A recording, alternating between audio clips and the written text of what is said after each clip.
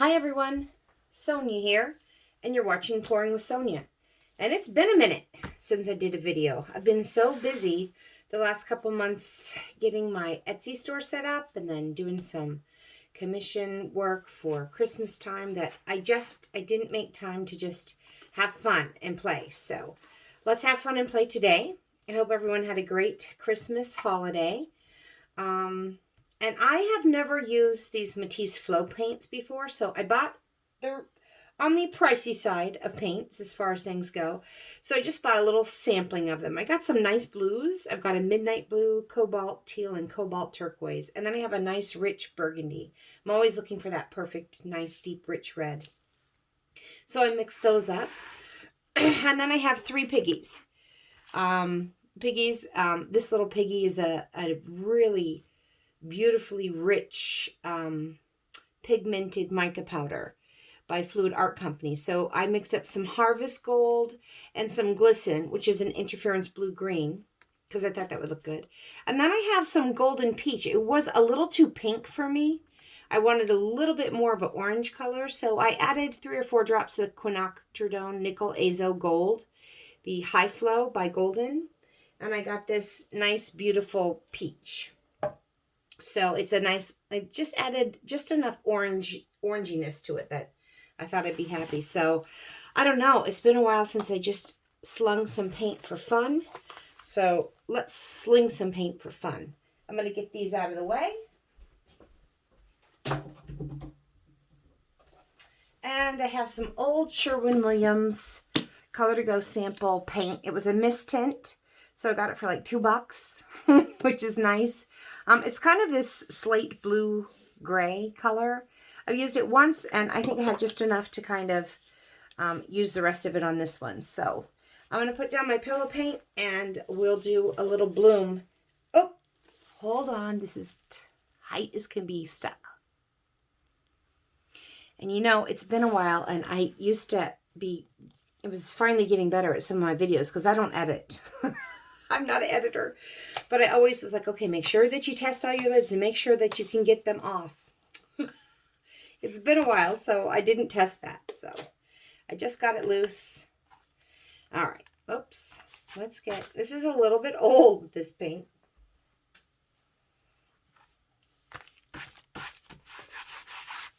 Okay. Pillow for the Shelley Bloom technique. I like to have it to within around an inch or two of the sides. So there's plenty of pillow for it to roll around on and stretch out. So it looks like I'll have just enough for this painting.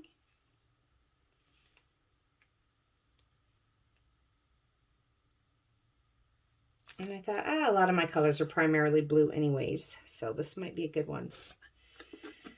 All right. Now let me think about these colors for a minute. I think what I really want is the darkest one, the midnight blue, last, right underneath my cell activator. So I have a nice dramatic color. And it's a paint, which I want next to my cell activator instead of the piggies, the pigments. The pigments, okay, so I've got this orange, gold, and interference color pigments right there. I want them in the middle. I don't want it on the bottom. I don't want it on the very top. So I want it in between. So let's think about these 3 colors. What order? So I think I'll start with some of the burgundy and then put some, all right. I'm going to put that orange next to the burgundy, I think, because yummy. I like that idea. So once I put all the colors down, I want the colors to, and I got a bunch, like 7 colors here? I want the colors to take up about 1/3 of the canvas, the petal. So by the time I'm done, I'm going to want the petal to be out to right about here because I like color everywhere. But by the time I put 7 colors down, look at how pretty she is. I like that orange. I think just that Azo Gold was, and I just put like 3 or 4 drops of that in, and it just changed the tint enough to give me that fun little peachy orange color I really wanted. Now I think I'll do kind of my medium color, this Cobalt Teal.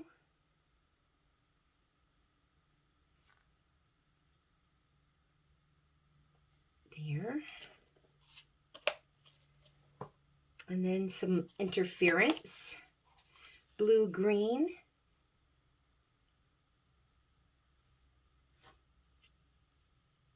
So I have a color, pigment, color, pigment.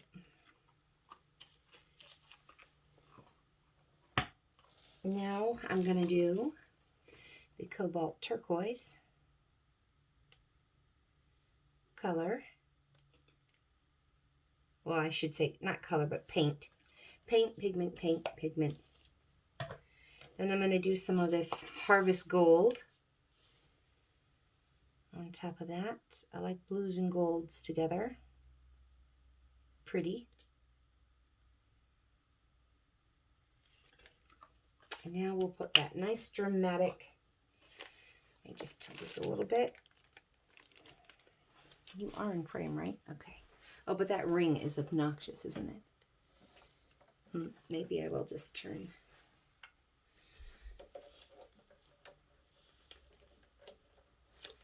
Where's my light switch? Here we go. I don't know. Is that better or worse? I can't see as well, that's for sure. Now this nice pigment, not pigment, midnight blue paint, sorry. All right. I was trying to decide if I wanted to do black or white, or black and white, what kind of cell activators I wanted. But I think with that nice dark blue on the top, I'm just going to go with some white. I'm just going to pour that in the middle.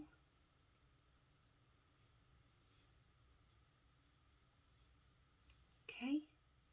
So I've got about a third of the width of my canvas by the time this puddle's all done.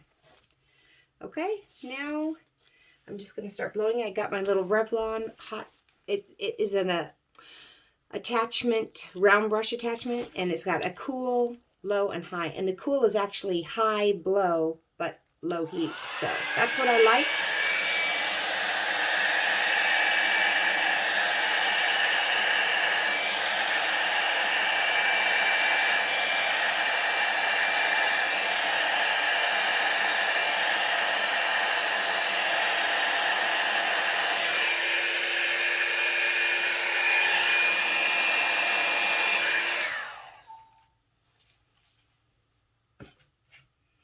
I'm going to let that sit for a minute and then decide if I want to come in. I want to give it a chance to recollect before I go in and blow more, but it looks like I may need to go in and blow more there. But if I can let it just collect underneath there and come back together, I like that. I get some big cells that way. I don't know which is better for you. Can get that halo off there. I just don't think I can. I don't know. All right. Maybe if I kind of, there we go. I don't know, guys, sorry. So I've still got this bright white spot in the middle. I think I'll just give it a quick little directed blow with just a little straw. I don't want to blow with my mouth because I don't want to ruin kind of the...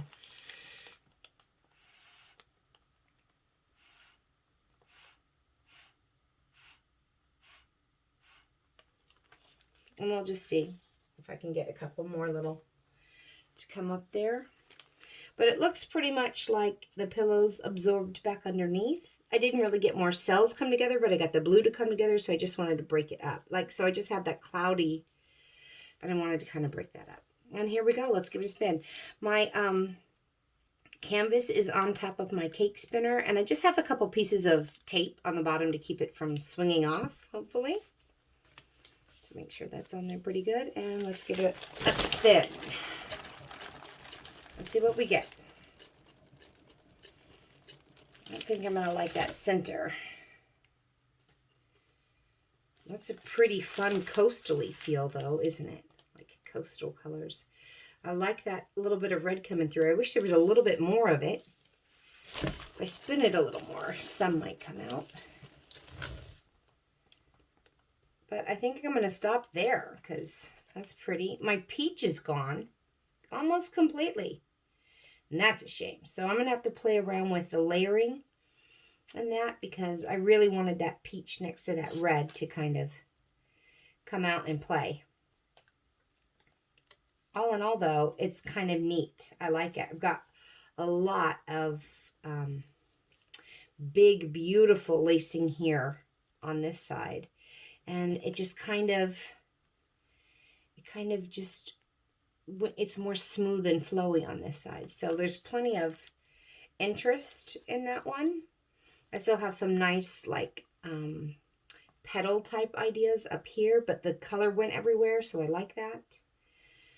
And a little bit here without the lacing. So I like it. I'm pretty happy with it. It's been a while. So, wow, that's pretty. The Glisten. So obviously the Harvest Gold, this little piggy is amazing. And that was right underneath that blue. So if I wanted to try and get some more of that red and peach, I could try and put the dark blue on the bottom and put the peach and the red up on top and try that and see if I can get the peach to come out a little bit more. There's a little bit of peach, but not much. The gold kind of took over that. But that Glisten, the interference blue-green, it's just kind of spread a little shimmer around, kind of all over. Like, especially in here, I think you'll get a sense for it when it dries. So there's a little bit of shimmer everywhere, which is nice. I like those three blues together. They kind of blended nice. All right. So this was a fun little get back on the horse painting. I like it. And let me bring you down for a close-up, maybe without that obnoxious ring light, which is beautiful. I love it. It gives me plenty of light, but probably does not do too much for you. And I'll try and bring my other light over a little bit closer. And we'll just have a look. It's always so much different when you come down and examine it up close. Now, it's winter here now in Michigan, so my drying table is nice and level, but it's next to the window, and cold comes in, which will, you know, I've got to have my forced air heat on, which creates a really dry air, and then if I lay it next to the window to dry, I'm going to have to cover it or it's going to craze like crazy, even though I have the GAC 800 in it. So be aware, everything matters depending on the time of year and the air conditions and all of that. My air right now is going to be drier because of the forced heat, but yet it's going to be colder because my drying table's next to a window.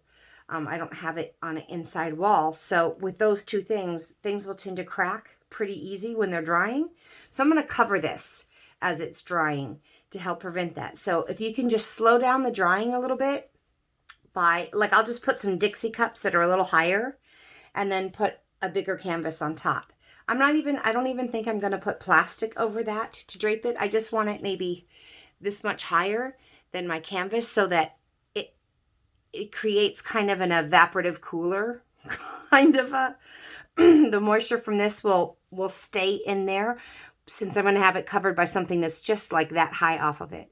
And that will really help, I think, in the drying process. So if you're having crazing problems and you don't normally, try covering it as it dries. Hopefully that'll be a helpful little hint. Hint. All right, so here she is. I've got some beautiful, beautiful peacocky cells in here. So, and that just means multicolored cells. I like those blues circled by the gold, circled by the nice dark blue got picked up in the white lacing on this side. And so you have like a blue around them, different shade. But look at, it's very dramatic in 3D here, which I like. It's pretty, pretty, pretty. And then over here on this side, I mean, that's a little bit softer now, the colors. Very bold and dramatic here. It's gorgeous. A little bit softer here. Very pretty. So you've got more of the red showing, just peeking through the blue. And then we come down here and the lacing, I've got some white next to the blue, next to it's just unique. I like it. I like that I've got some different color lacing in here. Most of it turned blue, which is what I intended with that dark, dramatic color next to the lacing. The thing I'm most disappointed in this one is that my peach didn't really show up anywhere, but there's a tiny bit there. That's about it, where you get a sense of the peach. So I think I'm going to try it in a different order and see if I can get some more peach to show through, because I love peach next to red. I love peach next to blue. So let's see if I can accentuate that. But this is a pretty fun get back on the horse bloom. That's a 12 by 12 inch canvas, and I'm pretty happy with that. So sorry it's been so long. Hopefully I will be more of a regular pourer now, or video taper now. But if you would, go check out my Etsy store, because I got it all up and going now, and that just took some time to get it organized and everything uploaded and, you know, photographed and videoed and whatever. So there it is, and hopefully I'll be showing a lot more videos. And until we meet again, have fun painting, everyone, and have a happy holiday, and let's just bring in 2021 with a lot more hope for better things to come than this weird 2020 year. Bye, everyone.